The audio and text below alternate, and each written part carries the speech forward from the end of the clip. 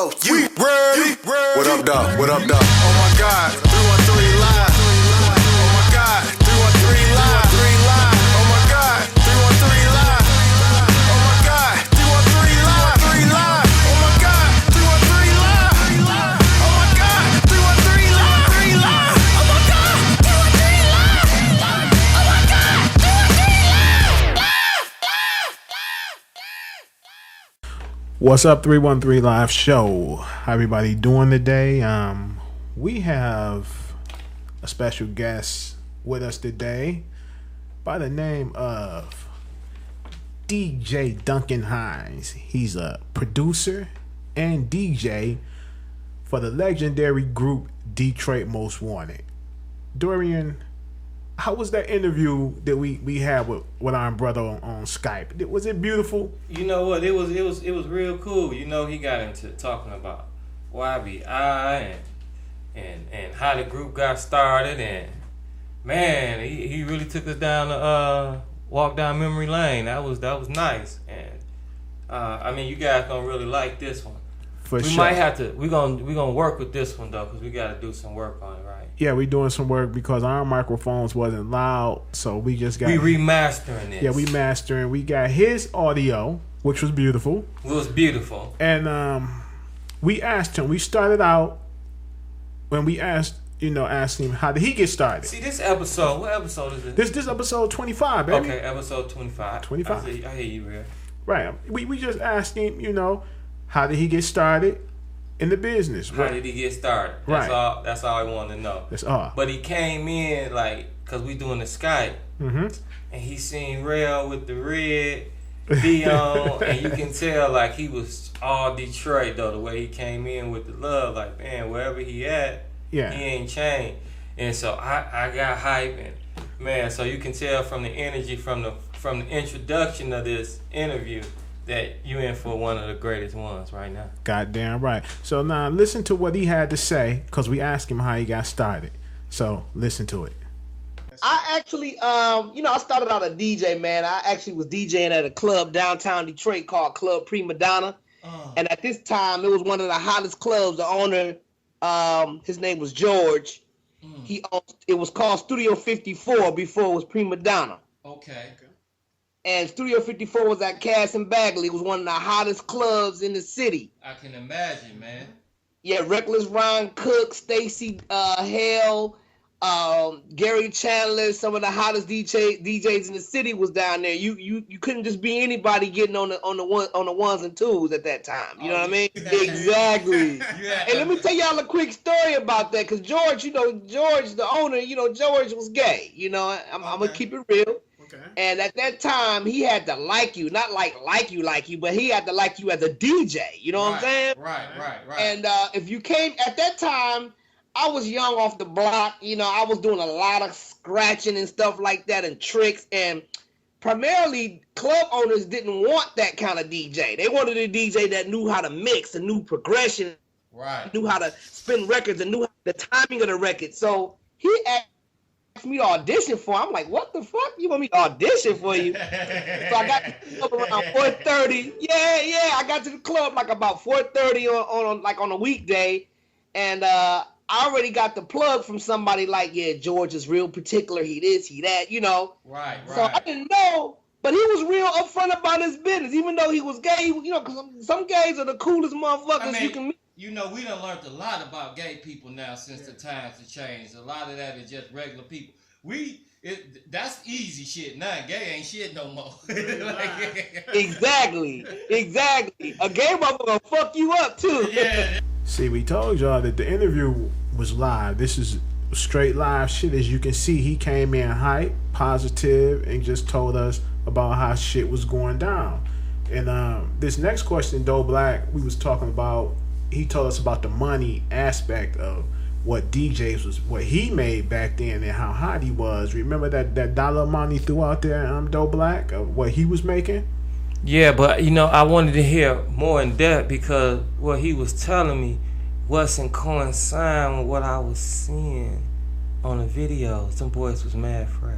Yeah, they were mad fresh, but this was before the videos. You gotta think back now. He was getting that money before the videos. So now check out what he had to say, people. Because in the videos they was rocking white minks, full length white minks, black minks, Rolex chains, and I thought the number was low. You thought it was low. It was in '86 though, $250 a night.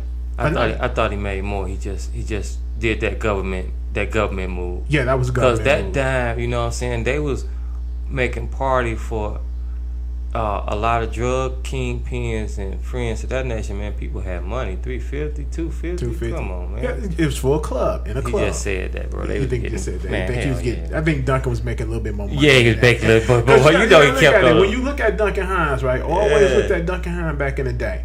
Right. Dunkin Hines always had a nice silk suit on, pinstripes, had the alligators on. I ain't counting his pockets. We ain't counting his pockets, but Dunk was always a fresh motherfucker. And if you go back and you look in the City of Boom video, this man had, I think, was a white or the cream colored Pelly Pale on. It was some type of leather jacket. But he talked to us about that. Yeah. And why he moved the way he moved. Yeah. So when he talked about it. Yeah, we talked about it, and that's coming up. Yeah. How he handled his business. Dunkin Hines was a business handling motherfucker, ladies and gentlemen. Listen to what he had to say about leaving up out of Prima Donna with $250 every Friday night. Yeah.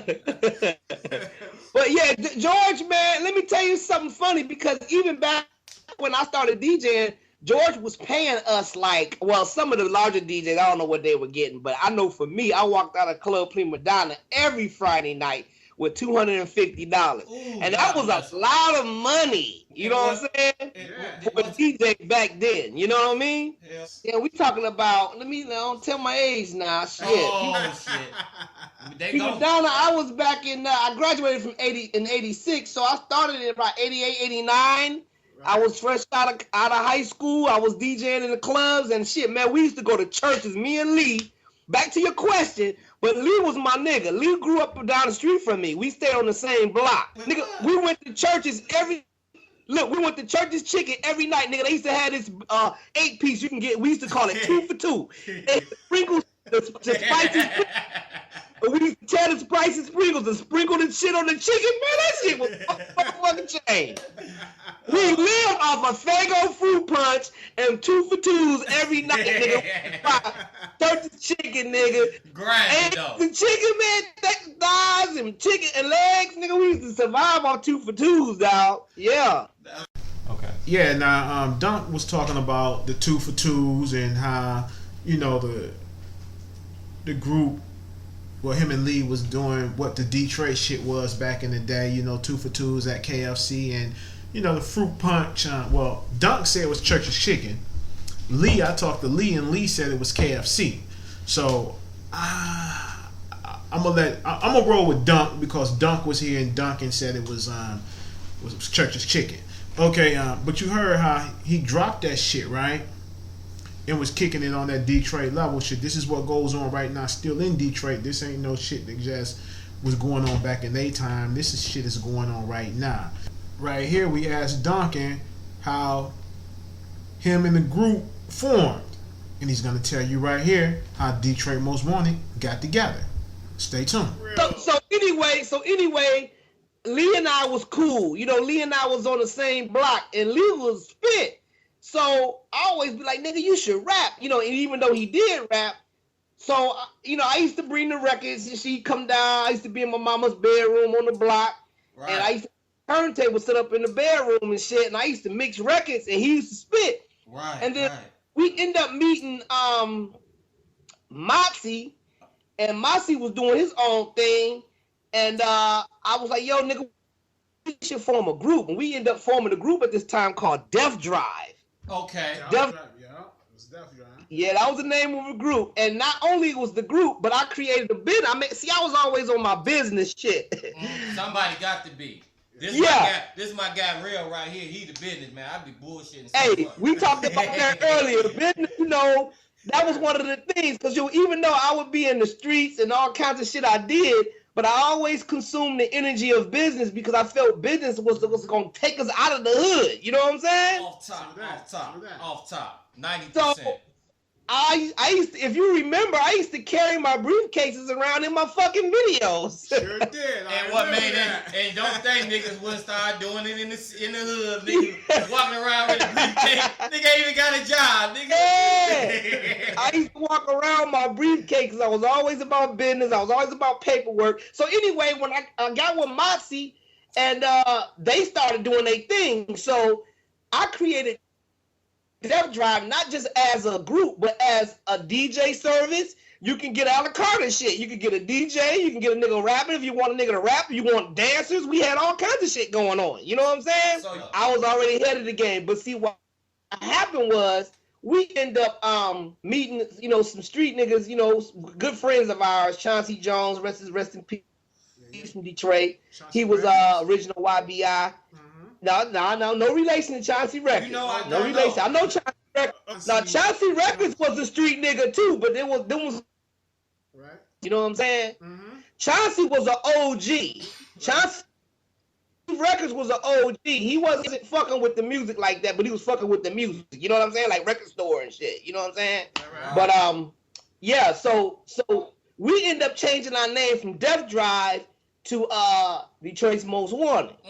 And yeah, Motsi was very influential. I'm gonna tell you some real shit, cause you know it was some shit said before that Motsi was like, well, you know, cause Motsi loved that Detroit rap. He loved what we from, and I'll never take it away from my nigga. You know, we over the years was beefing and shit over like who created the group and shit like that. But I'm telling you the real shit. Me and he got together. We got with him. Him and Lee got together and we formulated the group. But if he told his side of the story, he would say he started the group. But to me, I don't give a fuck about all that shit. All I know is I was Dunkin Hines doing what I was doing. Y'all sold 500,000 copies. I mean, 500,000 copies. Yeah. That's what. Music. Now, right here, we asked Dunk a question. We was asking him basically why he feel that the group may not have made it to See, they didn't get the shine as D12 or like Insane Clown Posse. I asked him and right. What, you know, but they still sold what, 500,000 copies and being a Detroit legend. Right. And he got off into it and started telling us the real. Let's listen to it, people. Let me tell you why I don't think we got the shine. Let me tell you why, because we didn't talk about that real earlier. Why I don't think we got the shine, but the reason why I think we didn't get the shine was a couple of reasons. At that time, we were signed to a young man that was like, well, he was 4 years older than me, so he was like a big brother than me. Right. But we was under a fucked up contract, and we were splitting like. So really it was supposed to be like 33 and a third, 3 ways. We were splitting like a 33 and a third. Right. Damn. So can you imagine that? And Joe Bryant was basically calculating, recouping all this shit. So I got smart. I got on my business and started finding ways to make that nigga pay me out of the situation. Cause not only was I producing the music, he couldn't come back to the city. He had lost his brother got killed. He had a cool ass brother, looked just like him, named Warren, and he passed. Rest in peace to Warren. Warren got killed over some street shit. You know how it go. And Joe got the fuck out of the city. We were still in the city doing our thing with the music. Yeah. So, but one of the things I think the reason why we didn't go to the next level, because man, it was that bad contracts, and by the time we started realizing what was going on, everybody, and when I say everybody, I'm talking about the members of the group. Lee would listen to me. Lee would be like, "Don't, whatever you say, fuck it, let's do it." That was his attitude. But then Motsi had his own perception of how he felt, and he got cool with Joe. Right. So when you get cool with the nigga that's fucking you, then you start getting what you can get out of it. So it's kind of like everybody started feeding for themselves. But for me, I just felt like I was growing. Like I told you earlier, Real, I was growing. Yeah. And as I was growing, I was, moving and shaking with people. I started another label called J&J Records while I was signed to the nigga. So I was really signing checks for myself and paying employees. So it's kind of hard for a nigga to tell me what to do when I'm writing checks. Right. You feel? You paying So Joe was cool. Joe was cool. Joe was like, do your thing, nigga. I know you doing your thing. It was respectful and tactful because Detroit niggas, one thing that we do about each other, we respect each other. And when a nigga know you being real with him, he can't help but either respect you or get the fuck out the way. You know what I'm saying? And that's still the rule. And that's still the rule. So he already lost his brother. He didn't want to have no more beef and fucking with the niggas over shit. Joe was like, man, do your thing. Plus, I'm like, nigga, you getting the majority of the share of the money any motherfucking way. Right. How you gonna handicap me from doing what I'm doing, nigga? You can have that shit. Just let me go and do what the fuck I need to do. So he was cool with it. I signed off on everything. And, you know, that stayed where that was at. So that would never flourish because it was too much conniving and other hand and shit going on that kept us from going to the next level. Now listen, there was a situation where John Abbey, who ran the same niggas that ran Esham Records that was out of Atlanta, they signed There It Is, which is tag team. They signed also the Criss Cross. Remember the Criss Cross niggas with the clothes to the back and all? Hell yeah. They were signed to John Abbey. They were signed to John Abbey with Esham Records, and Esham Records offered us a situation, and Joe took it. And we was under that cap for a while, but again, we was under that bullshitting ass contract, so he was getting majority of the money again. Right. So, how do you make money? Well, this is the time where it wasn't downloads and all the streaming, and none of that shit was existing yet. So only way we get money was doing shows and selling the shit out of a whole lot of records. Now, when we sold those records, where was the money going? To the record label. See what I'm saying? Motsi was living off the nigga and shit, so he was recouping like a motherfucker. Motsi stayed in that nigga pocket. You feel what I'm saying? Sure. Yo, nigga, I need this. I need chains. I need this. And he had to facilitate it because Motsi put in his head, by him being the lead rapper, you got to keep that nigga happy. You know what I'm saying? Right. Lee would just settle for certain shit, but Lee was still hustling, and he had niggas on the block. So when you a Detroit nigga and you making your own money, it's like you just love the fact that you was doing music and you was in the videos and people seen the perception of it. So it never really was a money pay us thing. So I think that's what kept us from getting to the next level because it never was about the bread. We was financing our own shit and making our own money. So if we would have really if I could have really educated them boys on being about their business, we could have went to the next level. But it never did happen because niggas was just doing it because they love it. And, you know, in this game, like I said to you really earlier, Rell, Smiley, K-Stone, Vicious Trouble, I can name you at least 30 groups out of Detroit that I was producing at one time. I didn't realize I was doing the Puffy before Puffy was Puffy. You know?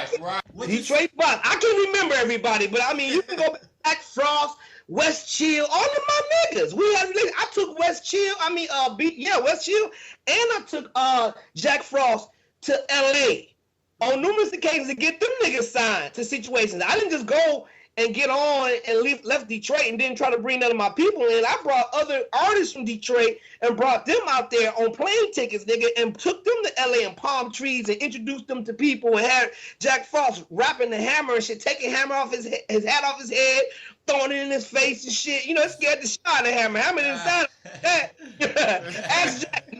Ask Jack Frost right now. That nigga scared the shit out of hammer.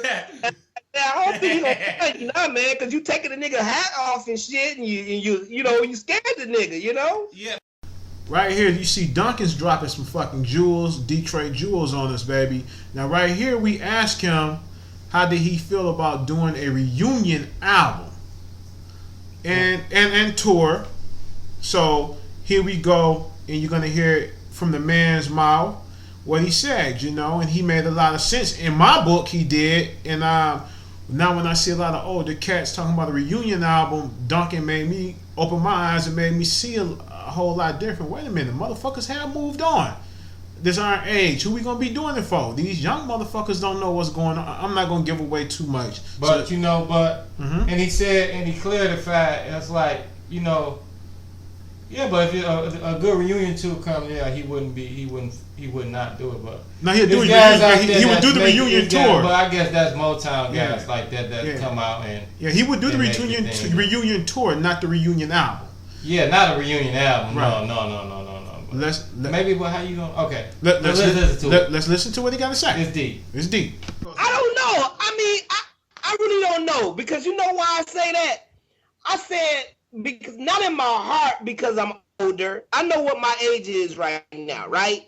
But my thing is, to do a reunion record, who you gonna do it to? For the young niggas? Because the niggas our age has moved on, dead and gone, families retired, niggas just chilling or whatever. My thing is, in the guys, when I hear Motsi and Lee, them niggas still rap, they still putting shit together, and they still living, hanging on to the dream.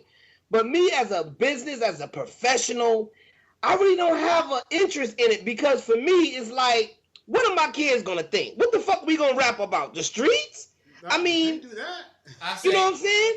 Oh, so you mean on that tip? Yeah, I mean, I wouldn't be an old fuck like that. Like, I wouldn't want to come out and support who the fuck I am and where I'm from. But Motsi them niggas be talking about, nigga, let's do a reunion album. Let's do another hurrah. Let's come. Yeah. Dunkin tells us his biggest fear.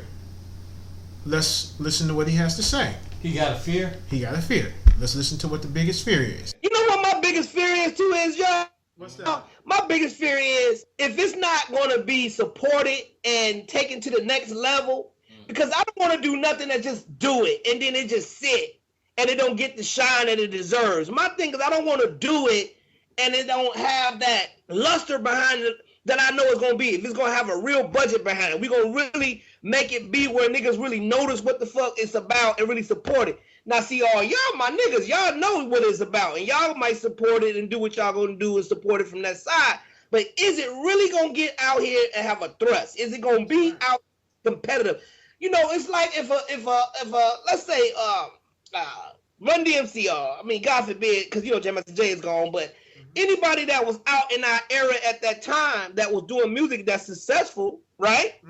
When they do, you know, if they do a comeback record, everybody does a comeback record. So I really have to pray about that, man, and really know exactly and really feel it. And it has to really be some booking agents and some things behind it. We have to have a certain amount of traction behind it, so that way it's stuff set up. So that way I know that all we got to do is work and put it together, and then I can concentrate on giving a great project, a great a material, a bed of work that people can appreciate with real instrumentation and real shit to show our diversity in terms of, because you know, like the Yayos and the Pop the Trunks, all that, them was sample songs. Right. So those were records that we redid, but you know, it has to be that sound, but with the new shit on it. You know what I'm saying? Right here, I talked about, how hard the album was, The Money Is Made, Volume 2, and we talked about, City of Boom. Why I said that when I heard that, they felt like they had something to prove. They had a chip on their shoulder when they recorded that album, right, though, Black? Oh yeah. So let Dunkin explain to y'all why the album sounded like that. And when I said the chip on the shoulder, not in a bad way, but in a good way, because that whole album is dope as a motherfucker. Listen. Let me tell you this. Let me give you the blueprint behind that record and why it sounded like that to you and why it came off like that to you. Give it to me, Dunk. We were financed by Young Boys Incorporated. Right. Street niggas. Yes, real street niggas. That's dead and gone. Prison. A lot of the whole network. Right. I can say it because it's public record now. I ain't telling on nobody. It's public record. You feel me? Yes, sir. And the statute is up. Statute of limitation gone. And niggas was like, yo, Dunk, I like the fact that you doing this music shit, nigga. I don't want you in these streets. I don't want you doing what the fuck we got to do. We believe that y'all can make it. You can make it, man. Take this talent, and I'm gonna finance. I'm gonna do. They did it out of love. Ain't no place in the world I went that Detroit niggas ain't took care of me like my hometown take care of me. You feel me? I say that. Like brothers, bro. For real. They believe in you. When I say they believe in you, I don't talk about niggas pat you in the back and send you up the road. When a nigga believe in you, he go to the shoebox and pull out hundreds singles that's racks on racks. Here, take this to the studio. I have to go and count this shit and pay the people. You see what I'm saying? Damn, for sure. Bro, this happened in my city. Youngsters need to kind of respect the fact that, because we were doing what we supposed to do with the money. Niggas could have went and got clothes. We had a separate budget for that. But we took money to go do what was necessary to pave the way so they can have an opportunity to be able to do music and have a voice. We was in Schwartz Brothers, man. They went out of business, man, when we made 287,000 units on Billboard, and we sold that just on the streets, bro. On the streets. No radio. None of that shit that people get glamorized. We sold it from the streets. So the distributors was sending the music to all the little mom and pop spots. One of our biggest retailers on the east side, by the chicken place you was talking about earlier, Pearl Records, they had 2 or 3 locations. And I still, Chantanique's. I'm still cool with Chantanique. To this day. She was running the record label. Yeah, Chantanique. Chantanique is the owner. And I used to go and take my records and CDs, I mean, not CDs, but my tapes, box of 50 to her and do lot consignments on the independent artists that I would promote. And she was like, Dunk, I see you working. I'm going to take them. And they would sell out. Every week she would call me. I'll come back and bring more material. So anyway, I set an example how to do business in Detroit with retailers and respect artists trying to sell their music. So niggas should at least give us homage from that standpoint. You ain't got to like the music. You ain't got to like us personally. But the business, you got to respect the fact that we took that from nothing and made something out of it and made a name across the United States, bro. We shot our videos always at the crib. Then when we got a little bit more explosiveness with the look and everything, we took it to Trump Plaza. We was in Trump. We shot out there in New Jersey. You know, we had our way, man, and we was all over the video networks not because we paid our way, we paved our way. Yeah, it's the difference. Right now, you gotta pay to get on every fucking thing. I don't give a fuck how good it sounds. Niggas want to get chipped off, right? There you go. Back then, we was paying our way, but when they saw that we were working, they let shit go through because people was picking up the phone, hitting the jukebox. We didn't pay for that. People was doing that. For sure. So like I was telling Real earlier, when we got on the Ice Cube tour, yes, we were tell that story. Open. Let me tell you the story. Ice Cube, see, the group didn't understand the business.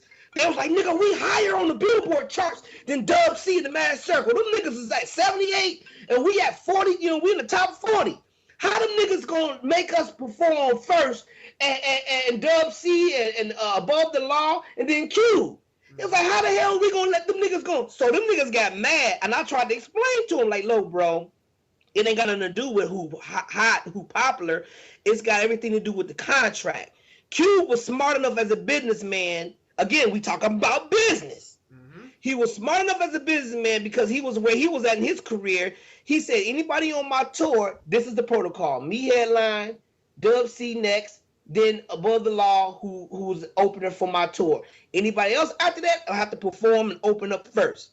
So the group got mad and went to the Cube dressing room and shit. And you know how we roll. We had, you know, handguns and shit. Niggas was like, nigga, what up, nigga?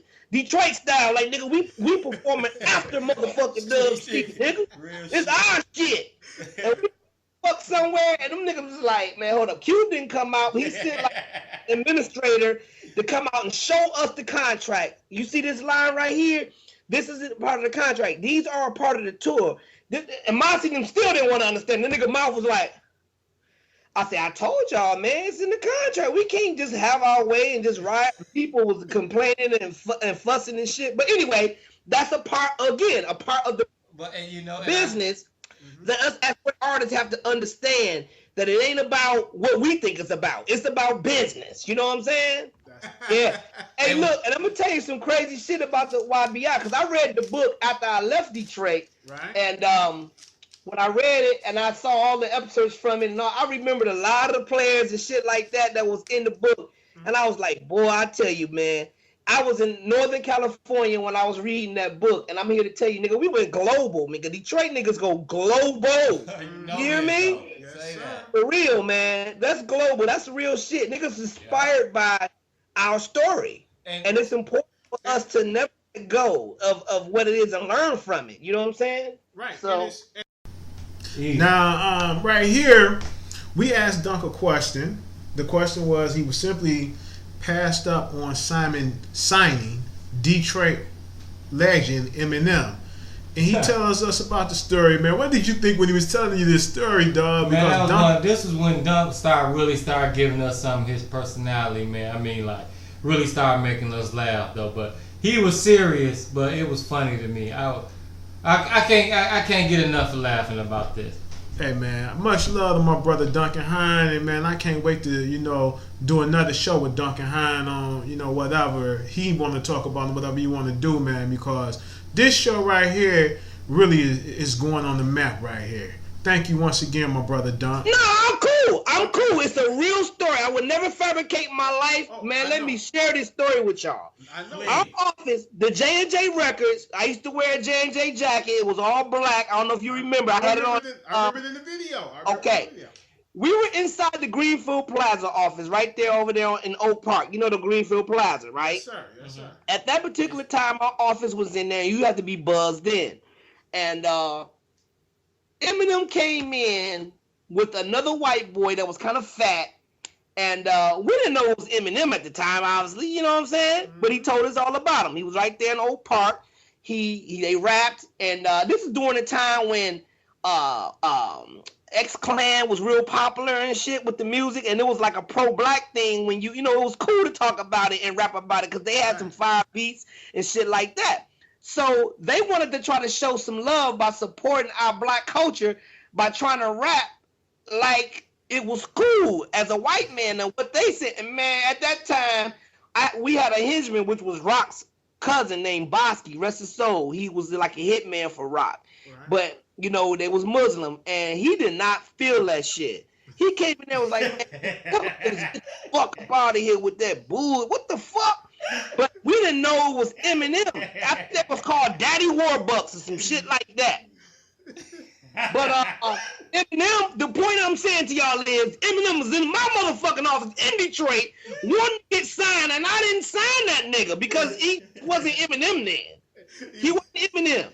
He was trying to find himself. He was still trying to find himself. Yeah, he wasn't Eminem. And when we tell people that story, some people, get the fuck out of here. You had the chance to sign Eminem, motherfucker. You ain't. I'm like, I don't give a fuck. I'm telling you the truth. He was with a fat white boy. They were a group at the time, and he wasn't Eminem at all. He was trying to find himself, like you said. And we didn't think the shit was kosher. So, we passed on the situation.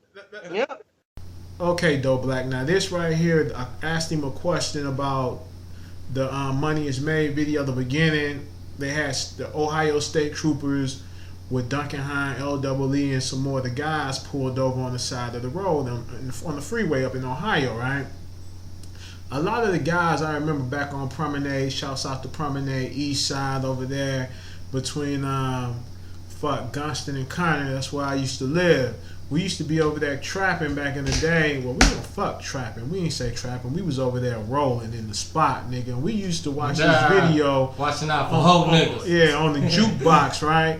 And a couple of the young cats was like, man, that shit staged. That ain't real. And us older cats was like, nah, nigga, this shit was real in the scene in the video. And all y'all who doubt this, go look on YouTube and look up Detroit's Most Wanted, the Money Is Made.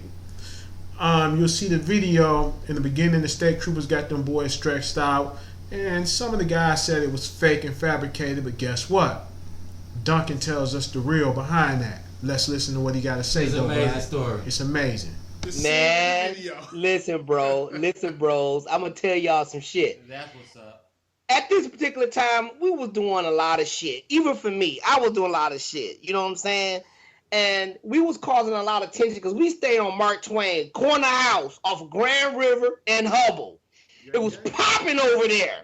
Right. And at this particular time, everybody come there. All the dope boys would come through who would, bring me the money or, my homies. And then the homies of the homies that I had, E-Dog, niggas, my dog E-Dog, he in Detroit. Best Friends was a group that went to L.A. It's a long story. I think Suge Knight and them stole the dog pound from him. E-Dog and Tone. Tone is in jail right now. Tone got a lot of years. Tone hopefully be coming home. But anyway, it was a lot of shit going on at my house right there on the corner. So, I used to communicate with this young lady in Cincinnati, Ohio. And we was kicking it at the time. But she introduced me to this promoter dude that knew we had established ourselves out of Detroit and our music I got down there, and he wanted to book us.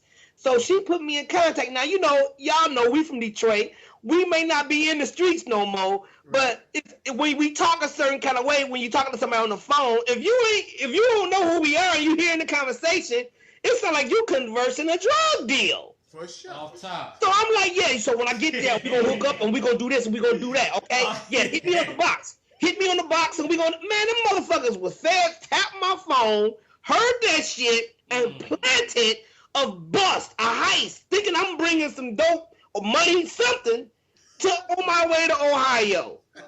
Dog, listen to me. I'm on the freeway, driving down, you know, the freeway, and a car pulls up on the side of me while I'm driving fast like this. You know, neck and neck with me like this, right? Y'all see my hands, right? Yeah, Then the car hit the gas and said, woo, and then cut in front of me and went, woo, way ahead of me. And then he went cat a corner and said, and then he jumped out, had a trench coat on with a hat, and started running down the highway with his gun in the air with his bag like this. I'm like, what the fuck? I'm hitting the caddy brake. I'm like, they're trying to slow down and shit. And then all of a sudden, I'm hearing helicopters. Running down the east side of the highway. I'm like, what the fuck is going on? And I look behind me, and nothing but police cars like this. All the way behind me, right? Hey, man, I'm scared than a motherfucker, dog. I'm like, yo, what's going on? He like, freeze, hit your hand, all that shit. I'm like, man, what's going on? They searched the car. Now, if you seen the clips, you see them like searching the trunk, looking through our bags, and all that shit. I was nervous because we were smoking big ass blunts back then. You know, we had a blunt in the back seat. Joseph had his own blunt. That's the only thing we had in the car. Not give a fuck. Didn't even mention nothing about the blunts, bro, that we had. Them niggas got in the huddle. News and everybody filming us. So I'm standing there. I'm just like, you know, because I know we ain't got shit but the blunt, but you gonna like me for the blunt. I mean, I understand, you know. They caught all that shit on film. Now the detective came to me and said, excuse me, sir, can I talk to you for a second? I said, sure. He put me out away from the car. He says, listen, all you got to do is sign this petition right here. All you got to do is sign this petition. This will be free for you to go all the way where you got to go and back. Even if you're speeding, we will not even stop you. Our radio will let everybody know you're free to go. Now, again, I'm cool with so many niggas selling dope and doing what they doing. I didn't want to fuck, I had no issues with nothing. I'm not signing like a motherfucker. Like, okay, all I gotta do is sign, right? Okay, let me sign. I signed that shit. I didn't even get a copy of it, bro. I signed it and I went on my motherfucking way. But once I got home and everybody started talking about it, it was like, nigga, you know you got a lawsuit, right? I said, I do? Hell yeah! Nigga, you an artist. You was on TV. Nigga, I slandered the character. Nigga, they fucked you up. Nigga, you was all over the news, dog. Everybody saw that shit. I'm like, for real? I'm like, hell yeah! Then I started thinking, I said, well, I'm cool with Rock. I be going with Rock. We be hanging out and shit, going places. I'm like, you know, I didn't want to get a conspiracy. Once they know you trying to sue them for some real paper, they might get some shit on their ass. I just left that shit alone, bro. But tell all the niggas, it's real. It's all the way real. That shit was not staged, my nigga. I would not lie. Hey, I know that, brother. It was real, because trust me, I've been in some situations like that myself. Woo! But in that video, Dunk, I'm going to give it to you, bro. You was cool, calm, collected, had the little smile on your face. Like, Yeah. y'all ain't got nothing on Because me. we from the D, you know, even when we in trouble, we still gonna be like, yeah, you know, like it ain't no thing. You couldn't be over there, motherfucker, like, you know what I'm saying? So I was cool, calm, collected, man, because I knew they had nothing, but I was wanting to know that they put, you know how much money they spent in the heist, bro? Thousands back in the day, that was big. They spent big money. They premeditated a drug buzz, bro. Do you know what I mean? Yes, they let y'all come across state lines. They followed y'all all the way from the crib, all the way to that, across them state lines, brother. I know the game. Trust me. And they thought wherever they got in Ohio, they was gonna get my ass and have me locked up for a big drug seizure or some shit like that, man. And when them motherfuckers realized that they didn't have nothing, they had me sign a paper. Now again, I probably could have, in a certain amount of time, I probably could have went and still said, you know, I didn't know what I was signing or whatever. But man, I still wasn't taking no chance because I was cool with so many niggas doing so much shit. And I heard they was giving niggas baseball numbers just by hanging with niggas. You know what I'm saying? Right here, we was pretty much wrapping up the end of the interview. and we were saying a few little things, and I was complimenting Dunkin because I'm a friend with him on Facebook, and we was basically talking about him in the kitchen cooking, talking about the chef Dunko, that's what he called himself, because the brother be cooking some magnificent dishes, and I be watching his ass cook, and I'm like, let me go in here and try to cook some of this shit. So, and we talked a minute about, me grilling it when he get here, you know what I'm saying? So check this out. That's what I'm talking about, dog. It's for you to be inspired, bro. That boy can cook too. I could agree. I ain't gonna say Hey, look. When I come home, nigga, I'm gonna call you so we can put something on at the crib. Oh man. Yeah, we gotta do it, Rell. We gotta do it. We gotta do the 313 live get together. You feel me? Right here, we just thank Dunkin and for just sitting down, chopping it up with us. And, listen to a few more things he has to say. And, he talked about the Black Lives Matter movement and shooting some people our way. What you think, though, Black? Good look?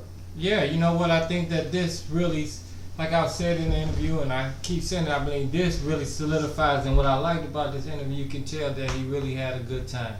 That's what I'm saying, because I had a damn good time. So, people, tune in and hear what we got to say. Here we go.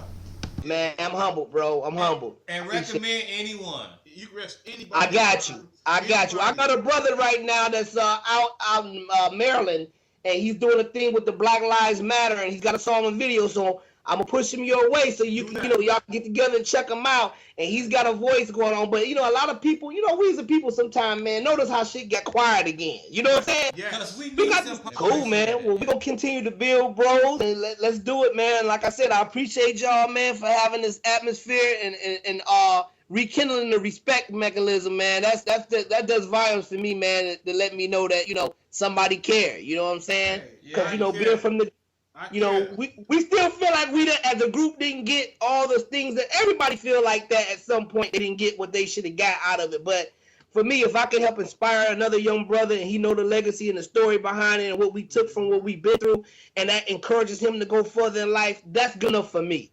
Now this question right here, though, Black, this was a question that you went and dug up out of anywhere you asked him about the Tupac video that Motsi Ski from Detroit Most Wanted had the actual video of Pac, the assassin, not right before Pac got killed, and Dunk, he kick it with us and tell us how he took Motsi to go sell the tape. What did you think about that, dog? You know what? I just wanted our listeners to know how deep Detroit is and everything.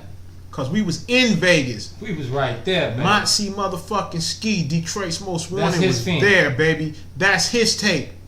Now listen to how Dunkin said that they got rid of the tape to the media. Oh, yeah. Yeah, I was the one that took that nigga to all the networks to sell the video. That nigga got about almost $2,000 or some shit for that video footage. Whoa. The night Tupac got killed. Because he realized he really had it. Because, when he came, he flew in from Vegas and he came in. I was in Northern California. And he came in. He's like, yo, nigga, look what I got. And he had the big old school video camera, the big old he had that. And he put the tape out and put it in my VHS. And I'm looking at this shit. I'm like, damn, that's Pop. And I said, sure. And I'm like, wow. And all that footage before that nigga rolled off and got killed, Motsi had that shit. You know what I'm saying? And as soon as we heard, he said, what? I just left from there. And he said, I did. So that nigga got on the phone, got to call the networks, like, yo, I got footage of Pop right before he got killed. And they was like, come on down. I was like, Dunk. He was like, nigga, I'll give you some gas. Nigga, you know how we Detroit niggas is. Sure. Nigga, I ain't driving down there. Put some gas in the car. We rolled down that nigga. That nigga sold. Like, nigga, give me a couple of dollars. Nigga, I done helped you your will for me. Nigga, you went and got that tape sold, nigga.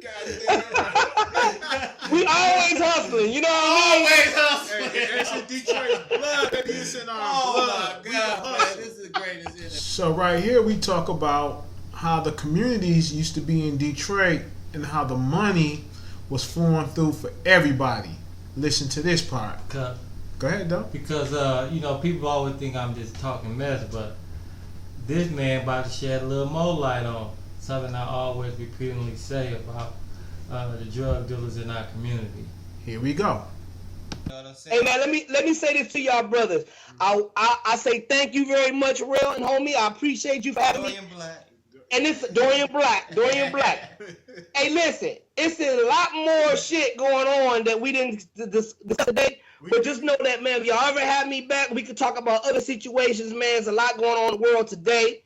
And I like to give y'all my influence on what I think we as a people we should do, because my life has changed tremendously from the era of doing music. You know what I'm saying? I'm a father, man, and I'm a husband. And, you know, I believe, and my beliefs is a lot different in terms of just being out here. So, you know, not to preach y'all, but definitely I like to talk with y'all on another. You feel me? Hey, let me tell you something. I'm gonna let y'all go after this. Yes, sir. That's so real what you just said, nigga. A lot of the businesses in the community, right? Mm-hmm. They were giving back, and they also was getting 2 or 3 of them things when it was time to get. Everybody was hustling. It wasn't just one nigga that you saw. Them businesses that you seen, they was getting money. Right. You feel me? Yes, sir. I didn't put nobody on blast. But nigga, it's a corporate hustle all the way down. There's lawyers. Everybody was getting a piece, nigga. For sure. Judges,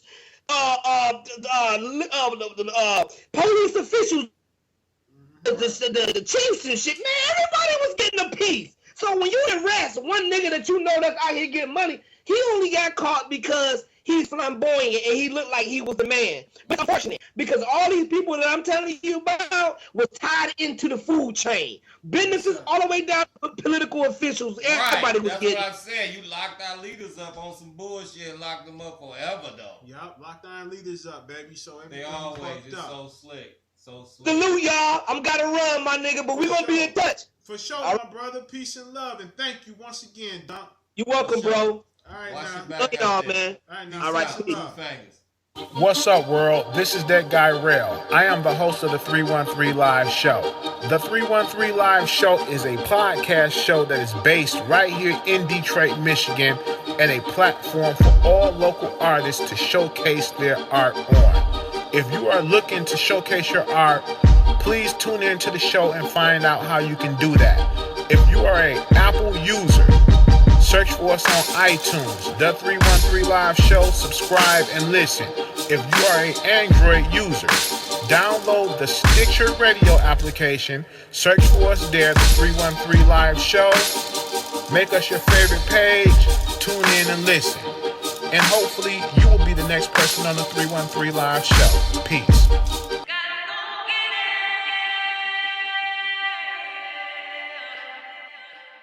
What's up, podcast world? We back. We just got a guest that dropped through, and you know these young guys over here on Detroit's finest, and they wanted to drop in and share some, you know, just kick it with us because you know they ain't got no music for us today, but they're gonna tell us why and what's going on. So, fellas, tell everybody who you guys are. What up? What up? It's Aviator Uno from the flight crew. What up, what up? This is Marley Mitch. Okay. So, fellas, what's going on? It's a good thing to have y'all up in the studio with us today. And, you know, what's going on with y'all lately? You know, tell us what you got going on. Before you tell me something, your uncle, that's my main man. Shout out to my boy, Big Rick. Rick said, look, man, my nephews, they got some heat. And I heard that heat, and I agree with him, and that was some super heat. That's love. Yeah, man, this shit is dope. I'm just gonna tell it like it is. If it was whack, you wouldn't be sitting there.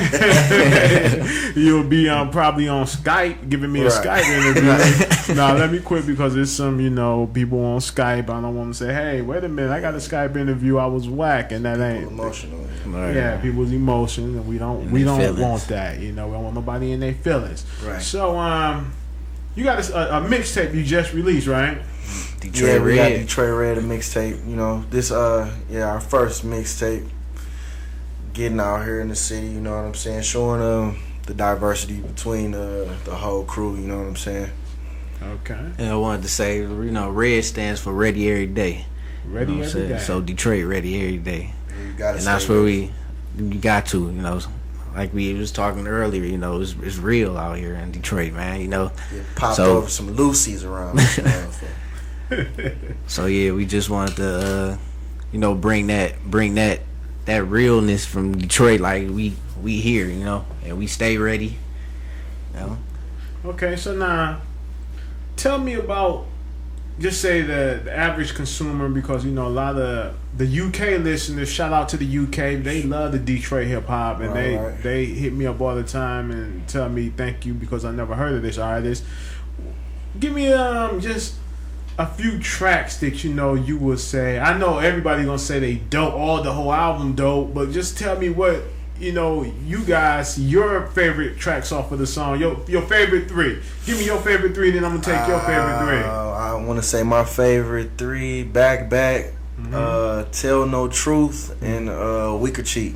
Wicker Cheat, okay. Yeah. What about you, my brother? I'll definitely go with Back.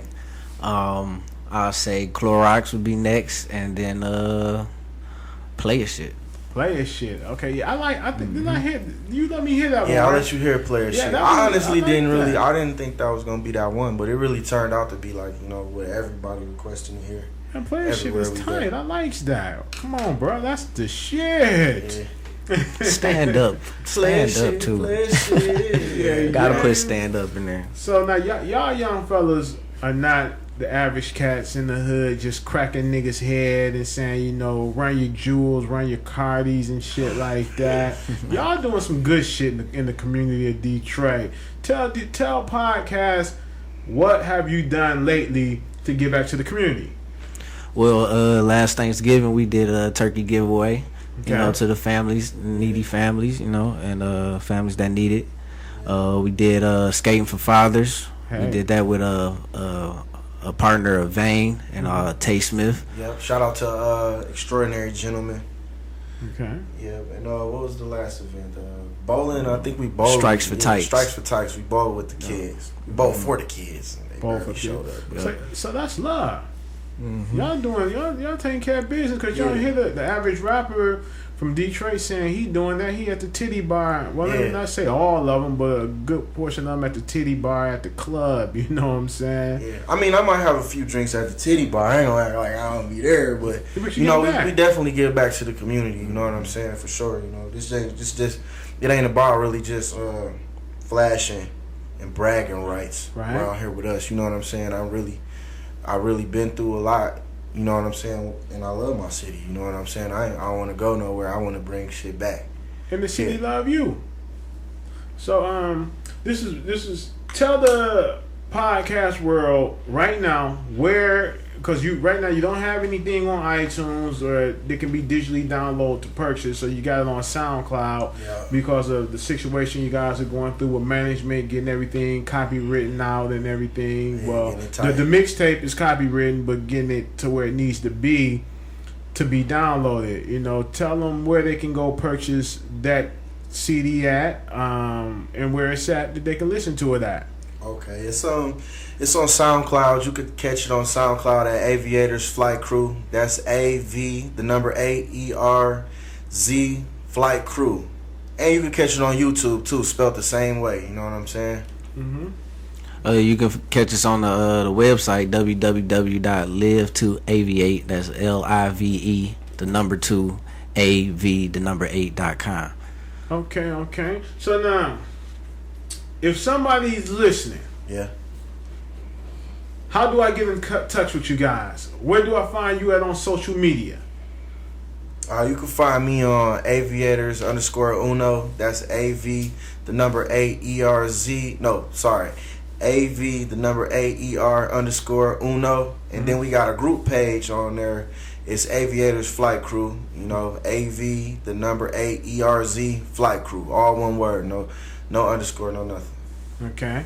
And where you at, sir, on social media? You know, they want to get in contact with you. How do they get in contact with you? IG, Marley Mitch, MALLY_MICH. Okay. So you the guy I heard on the track that got the smooth mellow voice, because you sound real low right now. Okay. Yeah, I got the chill voice. I'm the chill one out the group. Yeah, shout out to the members that couldn't make it here today. You know what I'm saying? Shout out to Ted Rice. Shout out to C Green, Vez. You know, Deon Arnez. Shout out to Troy. You know what I'm saying? Yeah. Anybody else you want to shout out? Sure, that's pretty much Zay. Shout out to Big Zay, Rick, man. Shout out to my mama too. You know. Shout out to moms. What up, y'all? What up? So my thing is I was telling a couple of we was talking earlier, right? Yeah.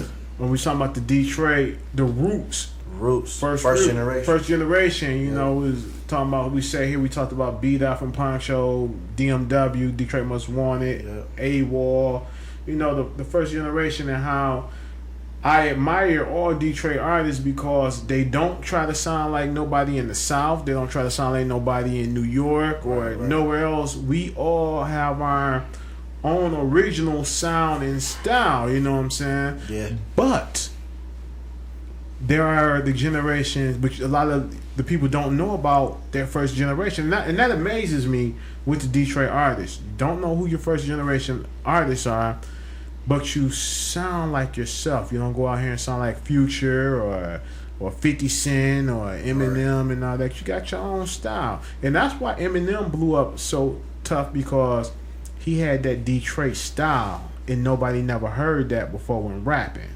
And when you come back now and you listen to Al Nuke, you listen to Awesome Dre, and you listen to whoever else, you find out this is just Detroit style, period. Right. And a lot of the rappers, when they come here, like I gave y'all, I give everybody a CD of their the first generation of Detroit hip hop. So you know you can take it home, listen to it, and study it, and be like, wow, these dudes were that deal. What do you guys got going on in the future? What do you see going on in the future of Aviators? Well, I definitely feel like we could be a group to look up to from the city, you know what I'm saying? Especially with the type of music and diversity that we bring in, you know what I'm saying? Just to let up and coming artists after us not feel like they gotta be, you know what I'm saying, a street rapper straight out the hood, robbing niggas. You know what I'm saying? You could really show that you're an artist and that you love the art of the music, you know what I'm saying? And that you could be yourself and not worry about what everybody else thinking or what's hot in the city, and you know what I'm saying? Just be yourself and do your own thing. That's what I think. The most things, dare to be different. That's our motto right there. Like, you know, dare to be different. Dare to be different. That. So, okay, fellas, we don't have no music, but we gonna play a dope song by somebody. You know, we one of our Detroit artists, and we gonna slip off into that. We gonna you know, let the fellas wrap it up real quick, and to say that when you guys come back next time you guys are here and everything is situated, we will have you back on the show, and the door is always open, and you will bring that hot track so we can play that track for the people. You know what I'm saying? Okay. Anybody want to say anything before we wrap it up? We got Big Rick in the building. I know he want to say something on the mic, man. Rick, on that mic, Rick, and say what you said, because it's because of you that these guys are here, Rick. It's because of you. No doubt. I just want to give a shout out to that Guy Rell, and I definitely want to give a shout out to DJ BJ 3525. You know what I'm saying? He gave us some knowledge, you know what I'm saying, dropped some real good nuggets on us. So shout out DJ BJ. Yeah, shout out to BJ, shout out to Stewie, shout out to Rell, man. This ain't our last time here, man. I swear, I'm be here all the time, you know, showing love. But before we get out of here, you guys didn't tell us about the clothing line. What's going on with the clothing line? Tell us about that. Well, we got Aviators women's, men's clothes, you know, t-shirts, sports attire, swim attire, socks, tank tops, everything. We trying to fall touch. Coming, we about to have the hoodies. It's gonna be our first year trying to make the jackets too. Yay. Bomber jackets. So where can they get these? Where can they get your clothes at? Right now they can contact us on our social media. Okay. We're still rebuilding for the website. It'll be up on our website, www.livetoaviate.com soon. But for right now, you can contact us on our Aviators Flight Crew page, IG, Twitter, my IG, Molly Mitch, Uno's. Anybody, you could just contact us on the social media, and we'll definitely get to you. We'll get it to you. We deliver. Yeah. Okay, podcast. You know that. Don't say that, because we got some people over there in China might say, "Well, he's gonna deliver." FedEx. FedEx. Okay. FedEx. Okay. All right, podcast. Thank you guys for joining us, and we will be back with you next week. And we got a dope show. Peace and love. And we out.